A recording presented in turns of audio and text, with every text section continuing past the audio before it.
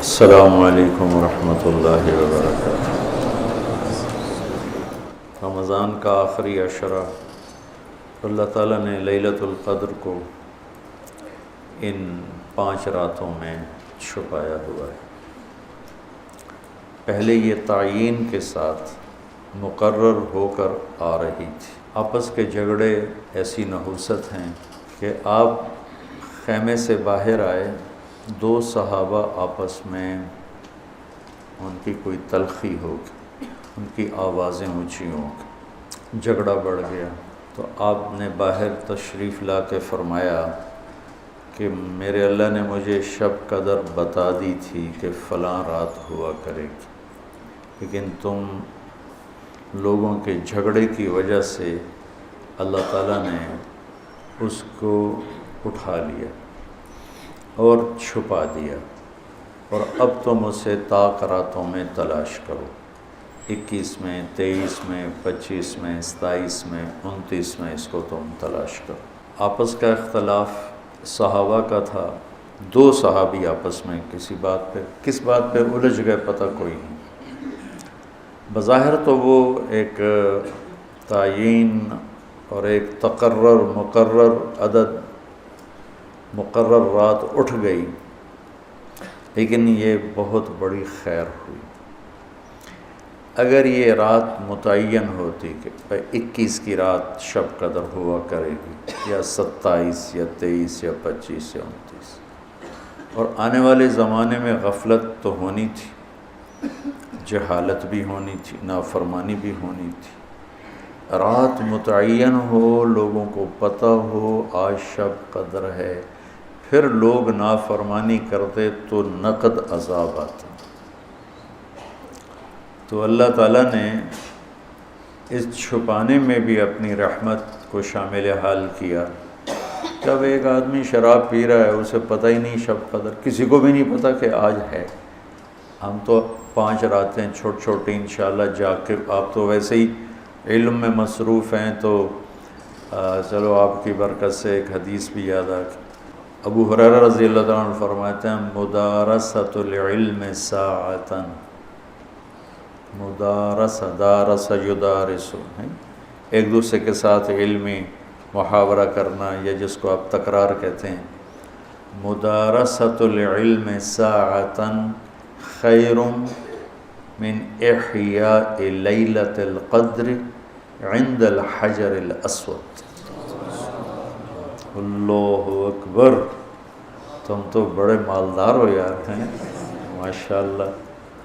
آپ کی رات اللہ کے فضل سے علم میں گزرتی ہے، تو اور لوگ بھی بیٹھے ہیں، میں ترجمہ کر دیتا ہوں۔ چند گھڑی، تھوڑی دیر کا علمی مذاکرہ، علمی گفتگو، علم کی طلب میں، علم کی تلاش میں، مناظرہ نہیں ہے، لڑائی جھگڑا نہیں ہے، علم کی طلب اور تلاش میں تھوڑی دیر علم کا مذاکرہ اور علم کی بات چیت، یہ حجر اسود کے سامنے کھڑے ہو کر لیلۃ القدر میں ساری رات نفل پڑھنے سے بہتر ہے۔ لیلۃ القدر بذات خود خیر من 1000 شہر ہے، ٹھیک ہو گیا، اور حرم کی ایک نیکی 1,00,000 کے برابر ہوتی ہے، یہ بھی ٹھیک ہے، معلوم ہے، حرم مکہ کی ایک نیکی 1,00,000 کے برابر، تو یہ رات حرم میں 1,00,000 راتوں کے برابر ہوگی۔ 1,00,000 کو 1000 سے ضرب دیں تو کتنا بنے گا؟ مولوی شاید بتائے گا، حساب اچھا کر 10 کروڑ مہینے بنتے ہیں، 10 کروڑ مہینے بنتے ہیں،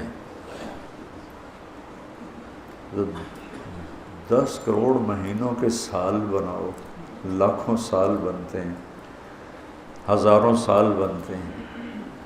تو علم کا مذاکرہ، علم کی طلب میں، علم کو سیکھنے کے لیے تھوڑی دیر بیٹھنا،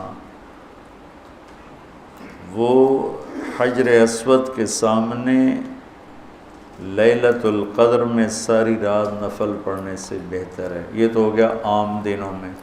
جب یہ علم کی طلب رمضان میں ہو تو ہر عمل پہلے ہی 70 گنا بڑھ جاتا ہے۔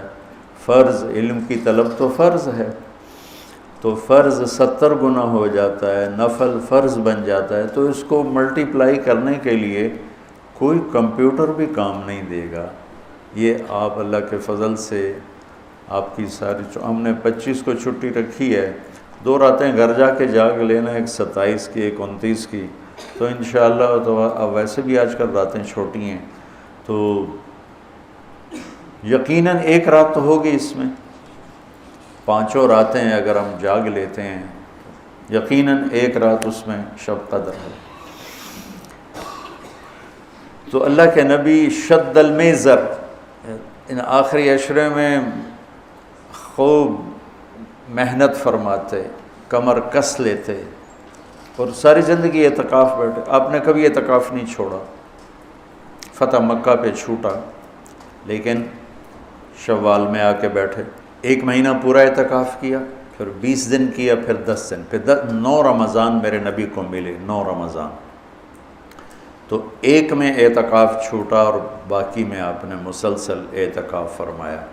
لیلۃ القدر کی صرف تلاش نہیں بلکہ اعتکاف اللہ کے در پر پڑ جانا ہوتا ہے۔ تو اعتکاف اللہ کے در پہ پڑ جانا ہے، اور اعتکاف والوں کو فضیلت ہے کہ وہ سوئے بھی ہوں تو ان کے لیے عبادت لکھی جاتی۔ باقی ہمارے جیسے لوگ تو نفل پڑھیں گے تو عبادت لکھی جائے گی، قرآن پڑھیں گے تو عبادت کا اجر لکھا جائے گا، اور اعتکاف والا سویا بھی ہو تو قلم اس کا چلتا رہتا ہے۔ اللہم لک الحمد کما انت اہلہ فصلی علی محمد کما انت اہلہ وفعل بنا ما انت اہلہ انک اہل التقوی و اہل المغفرہ۔ یا اللہ آخری عشرہ شروع ہو چکا ہے، تیری مغفرت کا، جہنم سے خلاصی کا ہے۔ ساری امت محمد کو جہنم سے نجات عطا فرما دے، ساری امت محمد کو جہنم سے نجات عطا فرما دے، ساری امت محمد کو جہنم سے نجات عطا فرما دے۔ پوری دنیا انسانیت کو کلمہ نصیب فرما دے، پوری دنیا انسانیت کو کلمہ نصیب فرما دے، پوری دنیا انسانیت کو کلمہ نصیب فرما دے۔ جو تیرے علم میں فرعون ہیں، شداد، حامان، قارون ہیں، ان کے وجود سے دھرتی کو پاک فرما دے، اور اسے امن کا، عزت کا، آبرو کا، شرم و حیا کا گہوارہ بنا دے۔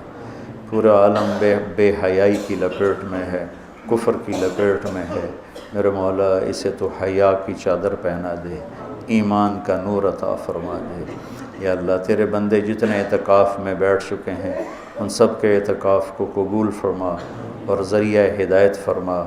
حرمین میں جتنے تیرے بندے بندیاں اعتکاف میں بیٹھے ہیں ان کے اعتکاف بھی قبول فرما اور ذریعہ ہدایت فرما۔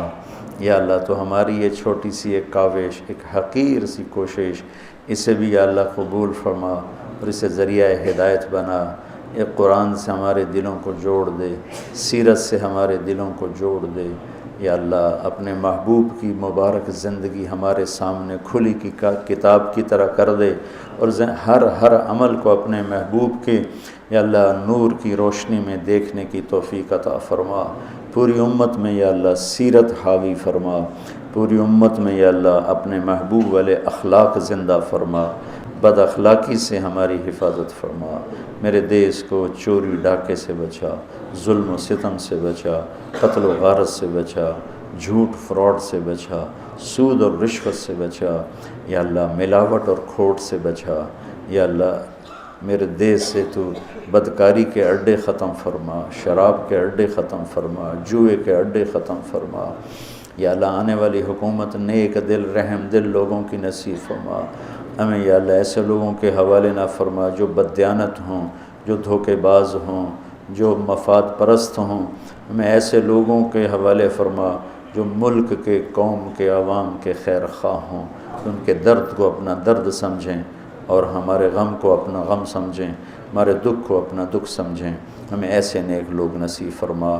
یا اللہ جہاں جہاں یہ میرے ساتھ لوگوں نے ہاتھ اٹھائے ہوئے ہیں تو سب کے حق میں ان کی دعائیں قبول فرما، ان کی حاجات کو پورا فرما، آمین۔